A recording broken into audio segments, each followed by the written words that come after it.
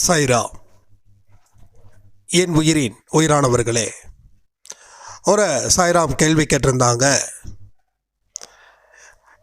எப்படியாவது ஒரு பெரிய வெற்றியை கொடுத்து நான் இந்த உலகத்தை விட்டு போகணும் அப்படின்னு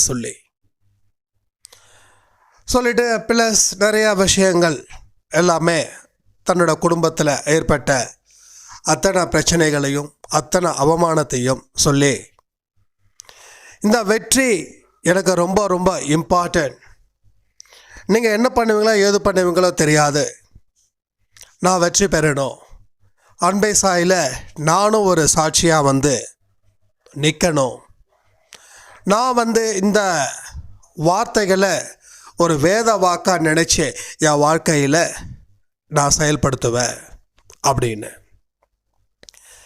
எனக்கு இவங்க கேட்ட உடனே சில விஷயங்கள் பாசிபிள் இல்லை அப்படின்னு தோணும். ஆனால் சில விஷயங்கள் கண்டிப்பாக சாதிக்க முடியும் அப்படின்னு தோணும். ஸோ எந்தெந்த விஷயங்கள் முடியுமோ அதை பற்றி மட்டும்தான் நம்ம பேசுவோம். இல்லைன்னா அவங்களுக்கு சில விஷயங்களை சொல்லி புரிய வைப்போம். அப்போ நான் சொன்ன கண்டிப்பாக டெஃபினட்டாக இந்த ஆடியோ வெனஸ்டே நைட் 8 மணி ஆடியோவில் பப்ளிஷ் ஆகும் அப்படின்னு. ஆக்சுவலாக இன்றைக்கி ஆடியோ கொடுக்குற மைண்டும் இல்லை. பட் நாளைக்கு தேர்ஸ்டே டெஃபினட்டாக இன்றைக்கி ஆடியோ கொடுக்கணும் அப்படின்னு சொன்னதால் சாயப்பாவோட அருளால் நாம் இங்கே தொடர்ந்து பேசுகிறோம். ஒரு வெற்றி உங்கள் வாழ்க்கையை மாற்றணுன்னா முதல்ல நீங்கள் மாறணும். அது முதல் படி. உங்கள் வெற்றி எவ்வளோ சீக்கிரம் உங்ககிட்ட கிடைக்கணும்னு விரும்புகிறீங்களோ அந்த அளவுக்கு உங்கள் முயற்சிகளும் நீங்கள் இறங்கணும். ப்ளஸ் நம்பிக்கை. இது சரியான நேரம். இந்த நேரத்துக்கு இந்த வெற்றி நமக்கு தேவைப்படுது. ஒரு உள்ளுணர்வு உங்களை தட்டி எழுப்புது. எப்படி தட்டி எழுப்புது? உன்னால் முடியுன்றதுக்காக தான் அந்த சாய்ராமுக்கு அந்த வார்த்தைகளை சொல்லியிருக்காங்க. வெற்றி வேணும், ஹிமாலய வெற்றி வேணும், ஹிமாலய வெற்றி கண்டிப்பாக அடிக்கணும். அப்போது இத்தனை நாள் இந்த மாதிரியான மனநிலை அவங்களுக்கு இல்லை. அப்போ எப்படி இந்த மனநிலை இப்போ திடீர்னு வந்துச்சு? இது நிறைய பேருக்கு புரியல. நானும் அடிக்கடி யோசிப்பேன், ஏதோ ஒரு விஷயங்கள் நம்ம விஷயத்துக்கு தொடர்ந்து வருதுன்னா அதில் என்னமோ இருக்குது, ஏதோ ஒரு விஷயங்கள் கண்டிப்பாக நடக்க போகுது. அதுக்கு தான் சாயப்பா சில விஷயங்களை நமக்கு செய்ய சொல்கிறாங்க அப்படின்னு. இப்போ ஒரு 1 வீக்காக நம்ம ஆஃபீஸில் சில விஷயங்கள் சேஞ்ச் பண்ணணும் அப்படின்னு நான் நினச்சேன். உடனே அதுக்கு உண்டான சில விஷயங்களை நான் செய்ய ஆரம்பித்தேன். நான் கொஞ்சம் ஆஃபீஸில் சில விஷயங்களை முன்னாடி பிரில்லியண்ட்டாக நினச்சி மாற்றணும். அது அத்தனையும் பிரச்சனையாயிடுச்சு. ஒரு கஸ்டமருக்கு ஒரு விசிபிளாக சில விஷயங்களை காட்டணும் இல்லையா? அது எல்லாமே நம்ம என்ன பண்ணிட்டோம், எது எதெல்லாம் கஸ்டமருக்கு காட்டணுமோ அதையெல்லாம் ஓரம் தள்ளி வச்சிட்டோம். நம்ம ஆஃபீஸை ரொம்ப கொஞ்சம் அப்படியே ஹைஃபையாக மாற்றணும் அப்படின்னு முடிவு பண்ணதால் எது எதெல்லாம் கஸ்டமரோட கண் பார்வையில் இருக்குமோ அது எல்லாத்தையும் ஓரம் கட்டணும். எனக்கும் கிட்டத்தட்ட 1 மாதமாக தோணுது என்னமோ தப்பு பண்ணுறோம் அப்படின்னு. அதுக்கப்புறம்தான் ஆஃபீஸில் போய் உட்காந்து ஒரு 15 நிமிஷம் நான் யோசிக்கிறேன், என்ன பிரச்சனை, ஏன் சேல்ஸ் ரொம்ப கம்மியாக இருக்குது, ஏன் சர்வீஸ் ரொம்ப கம்மியாக இருக்குது. நமக்கு நல்ல நேம் சாய்ப்பா கொடுத்துருக்காங்க. அப்படி இருந்தும் இந்த ஒரு விஷயம் நடக்குதுன்னா சாய்ப்பா எனக்கு உள்ளுணர்வு மூலமாக சொல்கிறாரு. அவர் சொன்னதால் நான் 15 நிமிஷம் யோசித்தேன்.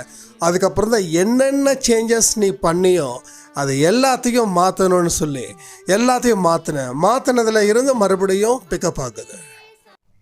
ஸோ நம்ம தெரிஞ்சோ தெரியாமலோ எங்கேயோ ஒரு இடத்துல நம்ம தப்பு பண்ணுறோம். நல்லதுன்னு நினச்சி நம்ம பண்ணுறோம், அது கெட்டதாக போயிடுது. அப்போ அந்த உள்ளுணர்வு யார் வர வச்சது? சாயப்பா. உள்ளுணர்வை சொன்னதுக்கப்புறம் அதை அக்செப்ட் பண்ணதுக்கப்புறம் நாம் அடுத்தது என்ன செய்ய போகணுன்றதையும் சாயப்பா சொல்லிக்கிட்டே இருக்காங்க. ஸோ அவர் மேலே வைக்கக்கூடிய நம்பிக்கை பலமாக இருந்துச்சுன்னா ஹிமாலயா வெற்றின்றது ரொம்ப தூரத்தில் இல்லை, கூப்பிடுற இடத்துல தான் இருக்குது. அது கொஞ்சம் மறைஞ்சிருக்குது, கொஞ்சம் கைக்கு வராமல் இப்போதைக்கு இல்லை, அவ்வளோதான். அப்போ அந்த வெற்றியை பெற செய்ய வேண்டிய விஷயங்கள் கடினமான முயற்சி, கடினமான உழைப்பு. அதுக்காக அப்படியே ரோபோட்டிக் மாதிரி இருக்கணும்லாம் இல்லை. Work while you work, play while you ப்ளேன்னு சொல்லுவாங்கல்ல, அது மாதிரி வேலை செய்கிற நேரத்தில் வேலை செய்ய, மற்ற நேரத்தில் உன்னோட கடமைகள் என்னென்ன இருக்கோ அதை சிறப்பாக்கு. குடும்பத்தை கவனி, நண்பர்களை கவனி, சொந்தக்காரர்களை கவனி, ஏழை எளிய மக்களை கவனி, யாரையும் உதாசீனம் படுத்தாத. இதெல்லாம் ஒரு மனுஷனுக்கு இருக்கக்கூடிய ஒரு நேச்சுரல் கேரக்டர்ஸ். அதை சொல்லக்கூடிய அளவுக்கு இந்த உலகம் கெட்டு போய் கிடக்குது. இதெல்லாம் சொல்கிறதுக்கு ஒரு ஆள் தேவைப்படுறோம். ஓ எஸ், எல்லாரையும் நேசிக்கணுமா, நாம் இது வரைக்கும் நேசிக்கலையே அப்படின்ற மாதிரி. ஸோ ஒரு உணர்வுகள் ஒரு இருந்துக்கிட்டே இருக்கும் நமக்குள்ள. அடுத்தது என்ன அப்படின்றத தாண்டி அடுத்ததை செய்வதற்கு நம்ம தயார் நிலையில் இருக்கோமா? அடுத்தது என்னன்றது கண்ணை திறக்கிறதுக்குள்ள நடந்துடுது. ஆனால் அதை எதிர்கொள்ள, ஃபேஸ் கொள்ள நமக்கு என்னென்ன விஷயங்கள் சாத்தியப்படுது, அது சாத்தியப்படுற வரைக்கும் பொறுமையாக இரு. ஸோ ஹிமாலயா வெற்றி வேணும் அப்படின்னா அவசரப்பட்டால் சத்தியமாக கிடைக்காது. அதுக்கு தேவை பொறுமை, அதுக்கு தேவை நம்பிக்கை. உங்கள் மேலே வைக்கிற நம்பிக்கை, நம்ம சாயப்பா மேலே வைக்கிற நம்பிக்கை, நம்ம செயல்கள் மூலமாக வைக்கிற நம்பிக்கை, நம்ம உறவுகள் மேலமா வைக்கிற நம்பிக்கை, இந்த உலகத்து மேலே வைக்கிற நம்பிக்கை, நல்லவர்கள் மேலே வைக்கிற நம்பிக்கை. இந்த நம்பிக்கை எல்லா இடத்துலையும் தேவைப்படும். சில பேர் நான் கடவுளை தான் நம்புகிறேன், மனுஷனை நம்பலைன்னா வாழ்க்கை போச்சு. நான் மனுஷனை நம்புகிறேன், கடவுளை நம்பலை அப்படின்னாலும் வாழ்க்கை போச்சு. நம்பிக்கை எல்லார் மேலேயும் வைங்க. நீங்கள் எதிர்பார்த்து நடக்கலைன்னா தான் அங்கே தோக்குறீங்க. நீங்கள் எதிர்பார்க்காம வைக்கக்கூடிய எந்த நம்பிக்கையும் வீண் போகலை. ஒருத்தவங்களை ஏமாத்துறோம் அப்படின்னா நீங்கள் அதே ஸ்ட்ராங் மைண்டாக இருந்தால் நீங்கள் வீண் போகலையே. ஆனால் ஒருத்தர் ஏமாத்தினா உடனே நாம் அந்த நம்பிக்கையை இழந்துட்டோம் அப்படின்னா நம்ம வீண் போயிட்டோன்னு அர்த்தம். இந்த உலகத்தில் உங்கள் நெஞ்சிலையும் குத்துவாங்க, உங்கள் முதுகுலையும் குத்துவாங்க. அப்போ நெஞ்சில் குத்துறத விட முதுகில் குத்துறவன் தான் ஜாஸ்தி. அந்த முதுகில் குத்துனா கூட வலிக்கக்கூடாது. முதுகில் குத்துனா கூட நீங்கள் கீழே விடக்கூடாது. கீழே விழுந்தால் கூட நீங்கள் அங்கேயே செட்டில் ஆகிடக்கூடாது. எந்திரிக்கணும்னா எந்த எதிர்பார்ப்பும் இல்லாமல் நம்பிக்கை எல்லா இடத்துலையும் வைக்கணும். சில பேர் சந்தேகப்பட்டு வாழ்க்கை வாழாமல் போயிடுவாங்க. சில பேர் அப்புறம் வாழ்ந்துக்கலாம், இப்போ நம்ம கஷ்டப்படலாம். அப்புறம்னா எப்பறம்? அப்புறன்றதுக்கு என்ன மீனிங்? வாழ்க்கை அப்படின்றது வாழ்வதற்கும் செயல்கள் மூலமாக ஏற்படக்கூடிய வெற்றியையும் தோல்வியையும் சரிசமமான மனநிலையில் ஏற்படுத்திக்கிறதுக்கும் தான் வாழ்க்கை. இதை தாண்டி எந்த ஒரு விஷயங்கள் செஞ்சாலும் அது உங்களுக்கு பிரச்சனை. இதை எல்லாத்தையும் நம்ம முடிவு பண்ணணும். முடிவு பண்ணிட்டு அதில் இருந்து பின்வாங்கக்கூடாது. உங்கள் மனநிலை முதல்ல நீங்கள் எந்த வெற்றியை நோக்கி போகிறீங்களோ அதை பற்றி ஒரு நல்ல புரிதல் வேணும். அது எதுவாக இருக்கட்டுங்க. இங்கே வெற்றியை பற்றி தான் பேசுகிறேன். நீங்கள் பணக்காரனாகிறதா இருக்கட்டும், இல்லை உங்கள் குடும்பத்தில் அமைதி ஏற்படுத்துகிறதா இருக்கட்டும், ஏன் உங்களுடைய தீராத நோயை தீர்க்க முடியக்கூடிய விஷயமா கூட இருக்கட்டுமே, எல்லாமே வெற்றி தான். ஒவ்வொரு மனுஷனுக்கும் வெற்றின்றது மாறுபடுது. எவனுக்கு எது இல்லையோ அது கிடைச்சா அவனுக்கு வெற்றி.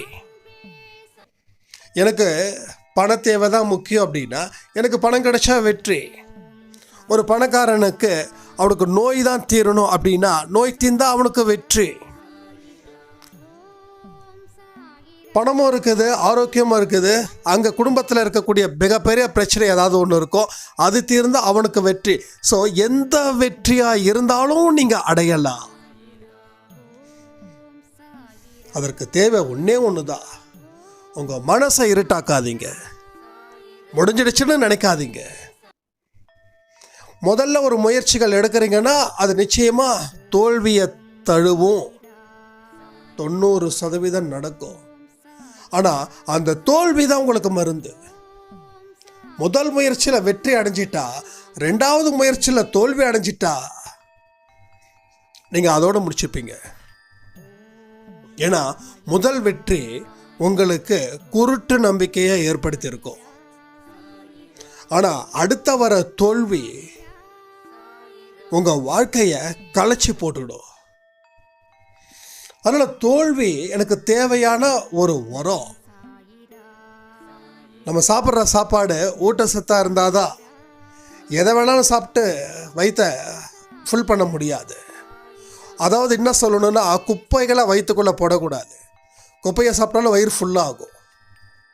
ஆனால் அந்த குப்பையால் என்னென்ன நோய்கள் வரும் அப்படின்றதையும் நாம் பார்க்கணும் தானே.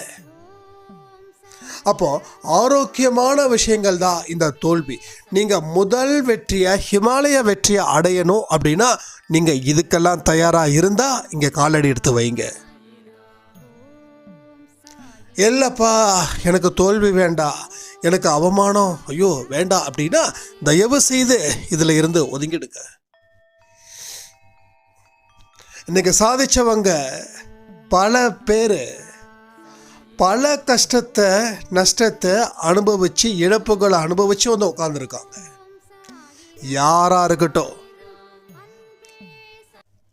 ஆனால் அந்த வெற்றி பெற்றவங்களோட குழந்தைங்க இருக்காங்கல்ல, அவங்க அந்த கஷ்டத்தை படுறதில்ல. 3 தலைமுறைக்கு அப்புறம் 4வது தலைமுறை ஒன்றா வெற்றி பெறும், இல்லை தோல்வி நடக்கும். இது உண்மையான வார்த்தைகள். அப்பன் கஷ்டப்படுவான், ஓஹோன்னு வாழுவான். பையன் அப்பனோட கஷ்டத்தை கொஞ்சம் எடுத்துப்பான், அவன் ஓரளவுக்கு வாழுவான். அவனோட பையன் யார், அந்த நல்லா சம்பாதிச்சார் இல்லையா, அவரோட பேரை, அவனுக்கு கஷ்டம்னா என்னன்னு தெரியாது, அவன் பாட்டுக்கு அழிப்பான். 4வது தலைமுறை, இப்படி 3 தலைமுறை தான்.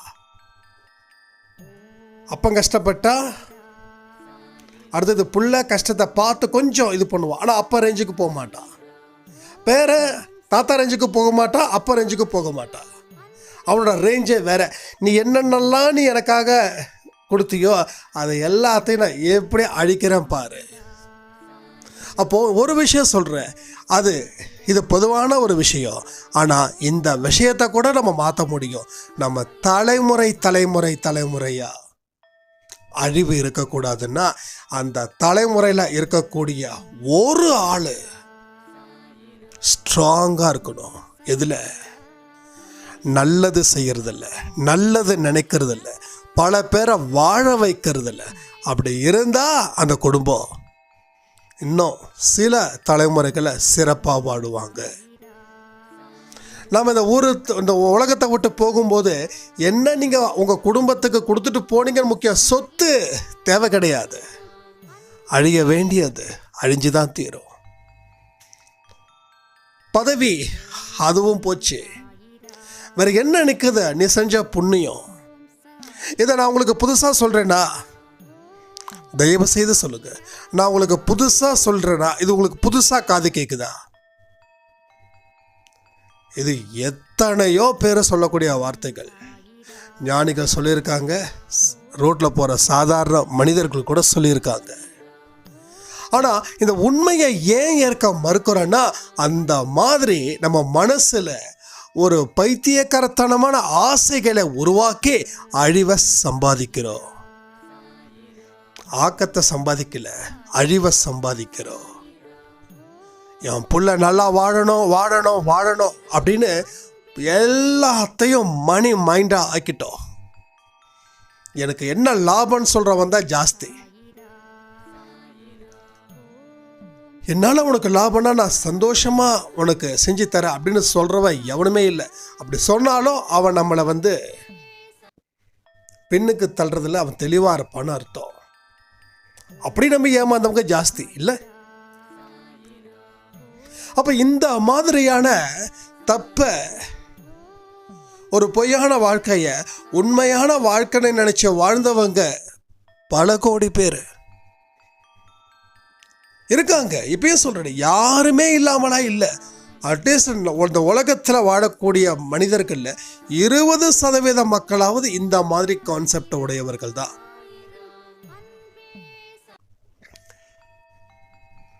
அதனால உங்களோட வெற்றிகள் எப்படிப்பட்டதாக கூட இருக்கலாம், எந்த மாதிரி கூட இருக்கலாம். நான் என்ன சொல்கிறேன்னா, நீங்கள் எந்த இடத்துல ஃபோக்கஸ் பண்ணுறீங்களோ அந்த இடத்துலையே நீங்கள் ஃபோக்கஸாக இருக்கணுன்றது மட்டும்தான். உங்கள் பாயிண்ட் என்ன, அந்த பாயிண்ட்டை தாண்டி எந்த கவனமும் அது கெடுக்கிற மாதிரி இருந்துச்சுன்னா அதை விட்டு தள்ளுறது நமக்கு நல்லது.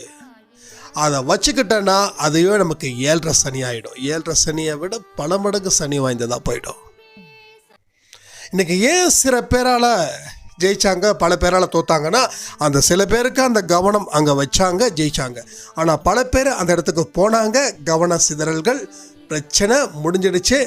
அந்த வச்ச புள்ளியை அவங்க அடுத்த புள்ளி வைக்கல, வச்ச புள்ளி அப்படியே நிற்குது. பல புள்ளிகள் வைக்கணும், பல புள்ளிகள் வச்சு கொஞ்சம் வளைஞ்சு நெளிஞ்சு போட்டால் தான் அது கோலம். வெறும் புள்ளி மட்டும் வச்சுக்கிட்டே போனால் என்ன ஆகுறது? அப்போ அது யார் வரைகிறது? சில பேர் ஒரு புள்ளியோடு நிறுத்திடுவாங்க, சில பேர் 4-5 புள்ளியோடு வைப்பாங்க, சில பேர் புள்ளியை மட்டும் போட்டுருவாங்க, கோலத்தை போட மாட்டாங்க. அப்போ கவனம் எங்கெங்கோ போயிடும். அந்த கவனங்கள் எங்கெங்கெல்லாம் உங்களுக்கு செதறடிக்குதோ அது எல்லாமே உங்களுக்கு குழியை தோண்டி வச்சிருக்கக்கூடிய ஒரு சவக்குழி. இவ்வளோ பெரிய வார்த்தை பேசுகிறேன்னு தப்பாக நினச்சிக்க வேண்டாம். ஏன்னா எந்த வார்த்தைகளும் சென்சார் இல்லாமல் போயிட்டுருக்குது. நம்ம சவக்குழின்றது யாரும் விரும்பலை இல்லையா? விரும்பலைன்றதுக்காக அது நடக்காமல் போகிறதும் இல்லை. அது இறைவன் கூப்பிடட்டும், அது சொர்க்கத்தில் ஒரு இடம் கிடைக்கட்டும். அப்போ இந்த ஒரு விஷயத்தை நாம் என்னைக்கு மண்டையில் ஏற்றிக்கிறோமோ அன்னைக்கே நம்ம மனசு கேட்கும். அப்போ உங்கள் கவனங்கள் தான் பிரச்சனையாக இருக்குதுன்னா 100%. சில பேர் இந்த பில்லி சூனியம், எங்க தயவு செய்து சொல்கிறேன், இதுக்குள்ளே நீங்கள் சிக்கிக்கிட்டீங்கன்னா இதை தாண்டி உங்களால் வெளியில் வரவே முடியாது. என் வாழ்க்கையில் எனக்கு பெரிய போஸ்டிங் கிடச்சிது, அதாயிடுச்சு இதாயிடுச்சு. இப்போ கூட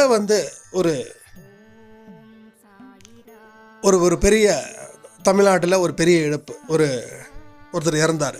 உடனே சொன்னாங்க அவங்களுக்கு சேவையை செஞ்சிட்டாங்க, அதனால தான் அவர் அப்படி ஆயிட்டாரு. இதெல்லாம் பார்க்கறதுக்கு வேடிக்கையாக இல்லை?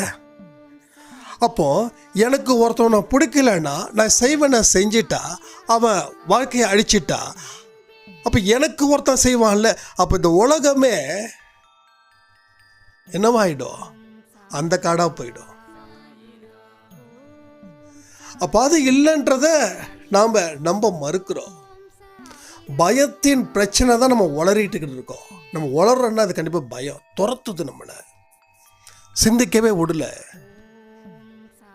சிந்திக்கிறதுக்கு நமக்கு நேரமும் இல்லை, காலமும் இல்லை, அவகாசமும் இல்லை. ஏன்னா வச்சாச்சுன்னு முடிவு பண்ணியாச்சுங்க. வச்சிட்டான், என்னோட பங்காளி வச்சிட்டான், இது கன்ஃபார்ம், நான் நம்புகிறேன். யோ எப்படியா நீ நம்புற அப்படின்னா, அதெல்லாம் தெரியாது, நான் நம்புகிறேன். தெரியாதுன்னா எப்படி? என்ன பேஸில் நம்பணும்? எதை வச்சு நம்பணும்? திரும்ப சொல்கிறேன், அன்பே சாய் குடும்பத்தில் தயவு செய்து அதை வச்சுட்டாங்க இதை வச்சுட்டாங்கன்னு சொல்லாதீங்க. உங்களுக்கு நீங்கள் தான் சூனியம் வச்சிங்களே தவிர வேறு யாரும் சூனியம் வைக்கல.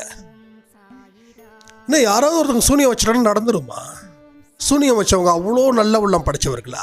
நல்ல உள்ளம் படைத்தவர்கள் வைக்க மாட்டாங்க. நல்லவர்கள் மனசார 4 பேர் நல்லா இருக்கணும்னு நினைக்கிறவன் தனக்கு துரோகம் பண்ணுறவனை கூட வாழ்த்துவா. நான் அப்படிதான்.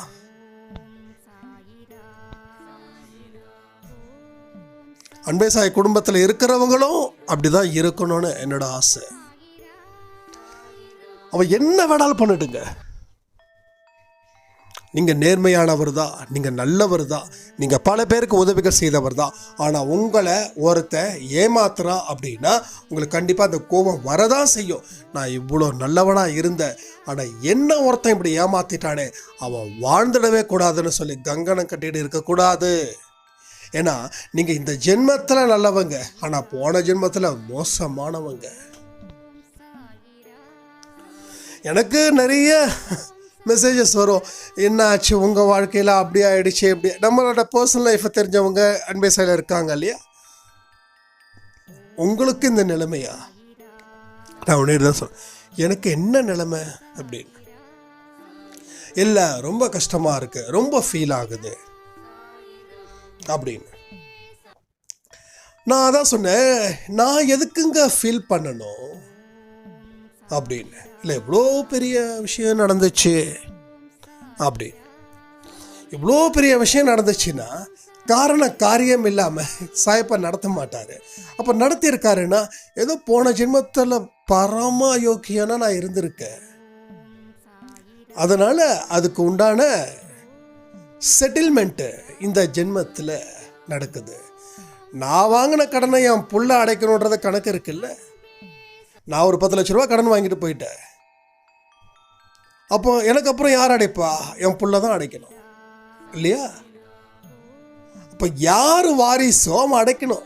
அந்த வாரிசுன்றது அடுத்த ஜென்மன்றது வேற ஒன்றுமே கிடையாது. இப்போது இது மாதிரி எடுத்துக்கிட்டா மனசு ஈஸியாக போயிடும். ஏன்னா உண்மையான விஷயங்கள் இதுதான், வேற ஒன்றும் கிடையாது. ஸோ நிறைய மெசேஜஸ் எனக்கு வருது, இது மாதிரி ரொம்ப கஷ்டப்படுறாங்க, ரொம்ப என்ன பண்ணுறதுன்னு தெரியல. எஸ், நான் நிஜமாக சொல்கிறேன், ஒரு வழியும் எனக்கு தெரியும். அந்த வழியை நினச்சி நாம் என்ன பண்ண முடியும்? அதை அனுபவிச்சு தான் ஆகணும். உங்கள் வீட்டுக்கு முன்னாடி ஒருத்தன் வரான்னு வச்சுக்கோங்களேன், கதவு சாத்தி இருக்கு, அவ காலிங் பெல் அடிக்கிறா, நீங்கள் வந்திருக்கிறது இவர் தான் அப்படின்னு தெரிஞ்சுக்கிட்டீங்க. நீங்கள் கதவை திறக்கவே இல்லை, அவனும் அடிச்சுக்கிட்டே இருக்கா. அவன் பார்க்குறா, ஒரு நாள் ஃபுல்லாக வீட்டுக்கு முன்னாடியே நிற்கிறா, நீங்களும் திறக்கிற மாதிரி இல்லை. திறந்தா உங்களுக்கு பிரச்சனை. அவன் உங்களை பார்க்காம போக போகிறதும் இல்லை, அவனுக்கு கன்ஃபார்ம் ஆகிடுச்சு நீங்கள் வீட்டில் தான் இருக்கீங்கன்னு.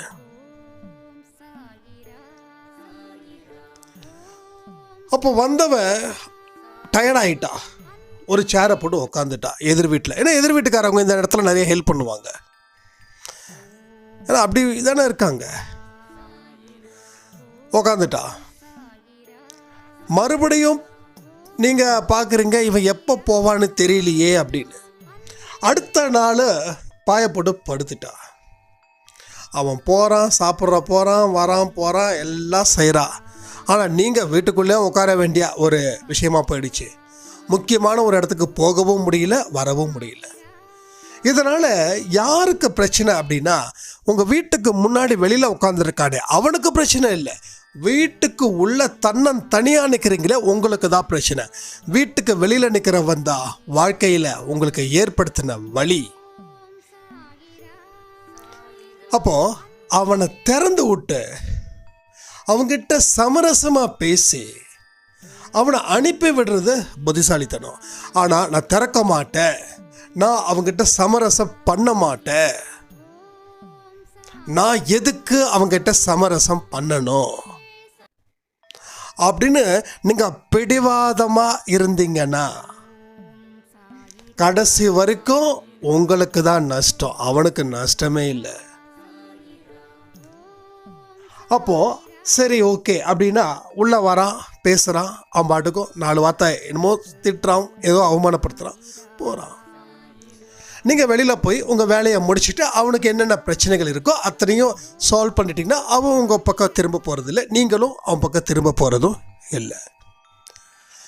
வழி வந்தால் அக்செப்ட் பண்ணணுன்றது புத்தர் சொல்லக்கூடிய வார்த்தையில் எனக்கு ரொம்ப பிடிச்ச வார்த்தை, எந்த வழியையும் அனுமதி இல்லை ஏற்றுக்கொள். இது ஸ்கூலில் எனக்கு சொல்லிக் கொடுத்த ஒரு பாடம். வலியை ஏற்றுக்கோ. அப்போ நமக்கு புரியல, சார் அடித்தா அந்த வலியை ஏற்றுக்கணுமா அப்படின்னு. அப்புறம் கொஞ்சம் கொஞ்சம் பெருசாக தான் வலின்னா உடல் வலியோ மன வலியோ எந்த வலியாக இருந்தாலும் அதை ஏற்றுக்கோ.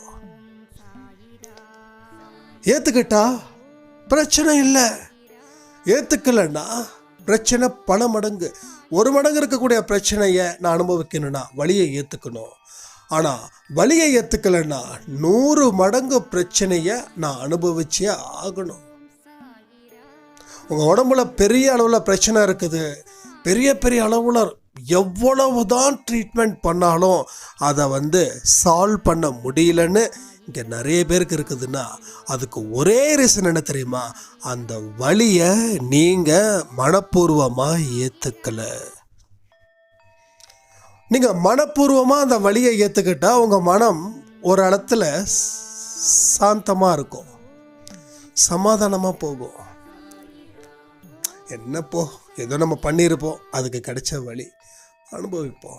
எஸ், அப்போது உங்களோட குறைகள், உடலில் இருக்கக்கூடிய குறைகள் சீக்கிரமாக தீர்ந்துடும். ஏன்னா உங்கள் மனசில் எந்த பதட்டமும் இல்லை, எந்த வருத்தமும் இல்லை, எந்த ஆத்திரமும் இல்லை, எந்த கோபமும் இல்லை. அதனால் நீங்கள் அக்செப்ட் பண்ணிட்டீங்க. அக்செப்ட் பண்ணதால் அது ரொம்ப ஈஸியாக போயிடுச்சு. ஈஸியாக போனதால் உங்களால் அதில் இருந்து சால்வ் பண்ண முடிஞ்சது. சால்வ் பண்ணதால் நீங்கள் வெற்றி பெற்றீங்க. வெற்றி பெற்றதால் இந்த உலகம் உங்களுக்கு கொண்டாடுது. ஸோ ஹிமாலயா வெற்றி கேட்டீங்களே, அவ்வளோதாங்க. ஹிமாலயா வெற்றின்றது அதான், வேற என்ன ஹிமாலயா வெற்றி? இப்போ சொல்லுங்கள், நீங்கள் முடிவு பண்ணுங்க.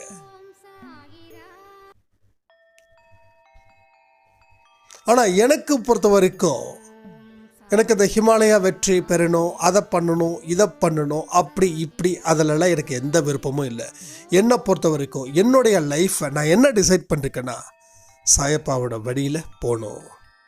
ஏன்னா நீங்கள் நீ இவ்வளோ தூரம் பேசுகிறீங்க, நீ பெரிய ஹிமாலயா வெற்றி அடைஞ்சிருக்கலாம்ல அப்படின்னு யாராவது மனசுக்குள்ள கேட்பீங்கல்ல, அவங்களுக்கு அந்த பதில்.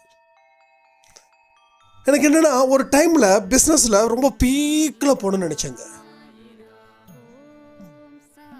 ஆனால் பிஸ்னஸில் பீக்கில் போகணுன்னா நான் ஸ்பிரிச்சுவாலிட்டியை விடணும். அதை என்னை விட மனசு இல்லை. உங்களுக்கு தெரியும், ஒரு 3-4 நாளைக்கு முன்னாடி எனக்கு ரொம்ப heavy fever and cold cough எல்லாம் சேர்ந்து நிறைய சாய்ராம் வாட்ஸ்அப் பண்ணியிருந்தாங்க. நீங்கள் பேசுகிறது ரொம்ப எங்களுக்கு கண்ணீரே வருது, ஒரு இடத்துலையும் உங்கள் மூக்கு அடைக்குது, மூக்கை உரியுறீங்க அப்படின்னு. ஏன்னா அவங்களோட விருப்பம் நான் ரெஸ்ட்டில் இருக்கணும். ஆனால் என்னுடைய விருப்பம், ஒரு நாள் நான் இந்த ஆடியோ கொடுக்கல அப்படின்னா எனக்கு அது இன்னும் பெயின் அதிகரிக்கும். அப்போ ஸ்பிரிச்சுவாலிட்டி, பிஸ்னஸை விட ஸ்பிரிச்சுவாலிட்டி, அது ஸ்பிரிச்சுவாலிட்டின்றதை தாண்டி சாயப்பா பக்கம். நீ வியாபாரம் பக்கமா சாயப்பா பக்கமா அப்படின்னா நான் சாயப்பா பக்கம். நீ குடும்ப பக்கமா சாயப்பா பக்கமான்னு நான் சாயப்பா பக்கம். ஏன்னா அவரு தான் என்னை பார்த்து பார்த்து உருவாக்கியிருக்காரு. இவ்வளோ பெரிய சொந்தத்தை அவரு தான் எனக்கு கொடுத்தாரு. இப்படிப்பட்ட வியாபாரத்தை அவரு தான் எனக்கு கொடுத்தாரு. இப்படிப்பட்ட ஒரு புகழை அவரு தான் எனக்கு கொடுத்தாரு. இதை விட 100 மடங்கு கொடுத்தாலும் நான் இதே மனநிலை தான் இருப்பேன். இதுலேருந்து 100 மடங்கு என்னை எடுத்தாலும், இதை எல்லாத்தையும் பிடுங்கி போட்டாலும் இதே மனநிலையில் தான் நான் இருப்பேன். திடீர்னு அன்பேசாக எனக்கும் சம்மந்தமே இல்லை அப்படின்னு வந்தாலும் ஐ வில் பி ஹாப்பி. ஏன்னா சாயப்பா பக்கம் நான் இருக்கணும். அவர் இதெல்லாம் எனக்கு கொடுத்ததால நான் ஒரு பக்கம் நிற்கலை. அவர் பக்கம் இருக்கிறதே நமக்கு ஒரு பெரிய பலம்தான். அதாவது லாப நஷ்டத்தை போட்டு பார்க்கல. ஒரு பலம் அப்படின்னா மன ரீதியான ஒரு சந்தோஷம், மன ரீதியான ஒரு நிறைவு. நம்ம செய்யக்கூடிய விஷயத்தில் ஒரு ஆத்ம திருப்தி, அந்த ஆத்ம திருப்தி அவர்கிட்ட இருக்கு. அவர் கூட இருக்கிறதால எனக்கு இருக்கு. இன்னும் ஒருத்தர் திருச்சியில் ஒரு பெரிய ஈவெண்ட் மேனேஜ்மெண்ட் நடத்துகிறவங்க, அவங்க நமக்கு மெயில் பண்ணியிருந்தாங்க. உங்களோட ஸ்பீச்சஸ் எல்லாமே ரொம்ப சூப்பராக இருக்குது, நீங்கள் வந்து ஒரு ஈவெண்ட் மாதிரி ஒன்று பண்ணலாம். ஒரு ஈவினிங் ப்ரோக்ராம் மாதிரி ஒரு கான்ஃபிடென்ட்டை பற்றி நீங்கள் பேசுங்க. எப்படியும் வந்து இவ்வளோ மக்கள் வருவாங்க, வரதில் ஒரு பர்டிகுலர் பர்சன்டேஜ் நான் உங்களுக்கு கொடுக்குறேன். எப்படியும் ஒரு பேச்சுக்கு உங்களுக்கு குறைஞ்சது அட்லீஸ்ட் மினிமமே 50,000 to 60,000 ஒரு 3-4 hours பண்ணக்கூடிய ப்ரோக்ராம்ஸில் நாங்கள் ரெடி பண்ணி தரோம். நீங்கள் எப்போன்னு சொல்லுங்கள். மேக்ஸிமம் சண்டேஸ் மாதிரி வச்சுக்கிட்டீங்கன்னா எனக்கு கொஞ்சம் ஈஸியாக இருக்கும் அப்படின்னு. உண்மையிலேயே நான் இதை ஒத்துருப்பேன்னு நீங்கள் நினைக்கிறீங்களா? கமெண்ட் பண்ணுறீங்களா? அது 50,000 60,000 எனக்கு முக்கியம்னா எஸ் அப்படின்னு இருப்பேன். வேண்டாம், இதை நான் துட்டுக்காக பண்ணலை, என்னோட ஆத்ம திருப்திக்காக நான் பண்ணுறேன், அவ்வளோதான். இதில் வரக்கூடிய துட்டு, அதாவது யூடியூப் மூலமாக வரக்கூடிய துட்டு, அது பெருசாலாம் ஒன்றும் இருக்காது. உடனே அப்படியே வந்து யாருன்னு என்கிட்ட நிறைய பேர் வந்து யாருக்காவது நண்பே சாயில் இது வரைக்கும் கேட்டதில்லை. ஸோ ஜென்ரலாக சில யாருக்கோ நம்ம சொந்தக்காரவங்க அன்பே சாய் இல்லாமல் ஒரு சொந்தம்னு ஒன்று இருக்கு இல்லையா, அவங்க கேட்கக்கூடிய ஒரு கேள்வி, அன்பே சாய் சொந்தம் கேட்காது, சத்தியமாக கேட்காது. ஏன்னா பணத்துக்கும் அன்பே சாய்க்கும் சம்மந்தமே கிடையாது. ஆனால் மற்ற சொந்தங்க கேட்பாங்களே, உனக்கு வந்து ஒரு மாதத்துக்கு ஒரு 1.5 லட்சம் 2 லட்சம் 3 லட்சம் வருமா? கேள்வி அப்படி தான் இருக்கும். அதான் நான் சொன்னேன், நான் வந்து ஒரு சினிமாவை பற்றி பேசினா வரலாம், இல்லை ஒரு ஏதாவது ஒரு கதையை இவங்க இப்படி அவங்க அப்படி சொன்னால் வரலாம். நான் பண்ணுறது ஒரு கம்ப்ளீட்டாக ஒரு ஸ்பிரிச்சுவாலிட்டி. இதில் அவ்வளோலாம் வர்றதுக்கெல்லாம் வாய்ப்பே கிடையாது அப்படின்னு. சரி, எவ்வளோ தான் வருது அப்படின்னாங்க. அது எவ்வளோ வருதுன்னே சொல்ல முடியாது, அது என்ன கணக்குன்னு கூட எங்களுக்கும் ஒன்றும் புரியாது. அது வரும், ஆனால் ஏதாவது ஒன்று வரும், அவ்வளோதான். ஆனால் 1.5 லட்சம் ஒரு 50,000 இதெல்லாம் வந்து சான்ஸே கிடையாது. சரி, வந்த காசு என்ன பண்ணுவீங்க? வந்த காசை எனக்குன்னு யாராவது உதவிக்குன்னு சொல்லி வந்தாங்கன்னா அவங்களுக்கு அந்த உதவிகளை நாம் செய்வோம். இதுதான், இப்படி தான். ஆனால் அன்பே சாய் சொந்தங்கள் எவ்வளோ வருது, என்ன பண்ணுறீங்க, ஏது பண்ணுறீங்க அப்படின்லாம் யாரும் இதுவரைக்கும் கேட்டது கிடையாது. ஸோ எதுக்கு சொல்கிறேன்னா, பணம் அப்படின்றத தாண்டி ஆத்ம திருப்தி எதில் இருக்குதுன்றதை பார்க்கணும். நம்ம வியாபாரத்தில் கூட ஏதாவது கழுதையை ஆடாக்கலாம், ஆடை கழுதையாக கூட ஆக்கலாம். கம்ப்யூட்டரில் இருக்கக்கூடிய ஸ்பேஸு, வெளியில் இருக்கக்கூடிய அந்த டிசைனை மட்டும் மாற்றி உள்ள பழைய பொருளை கொடுத்து ஒரு 3,000 ரூபாய்க்கு இருக்கக்கூடிய பொருளை 13,000 ரூபாய்க்கு கூட தாராளமாக விற்கலாம். ஆனால் நமக்கு தேவையில்லை. நமக்கு என்ன தர்மத்தின் படி என்ன சர்வீஸ் அதை நம்ம கொடுக்கணும், அவ்வளோதான். இது எதுக்கு சொல்கிறேன்னா, எனக்கு அப்படிப்பட்ட ஒரு எண்ணங்கள் முன்னாடி இருந்துச்சு. ஆனால் அதுக்கப்புறம் வந்த அடி வலி இது என்னோட கணக்கு இல்லைன்னு சொல்லி நான் ஒதுங்கிட்டேன். அதனால தான் நான் சொல்கிறேன், உங்களோட தனிப்பட்ட முறையில் இருக்கக்கூடிய விருப்பங்கள் என்னவோ அது சாயப்பாவோட உள் உணர்வின் மூலமாக நடந்துக்கிட்டு இருக்குது. அதை நீங்கள் சிறப்பாக்கி வாழ்க்கையில் ஜெயிக்கணும்னு சொல்லி இந்த ஆடியோவை நான் முடிக்கிறேன். ஜெய் சாய்ராம். ஓம் சாயிரா சாயிரா, ஓம் சாயிரா.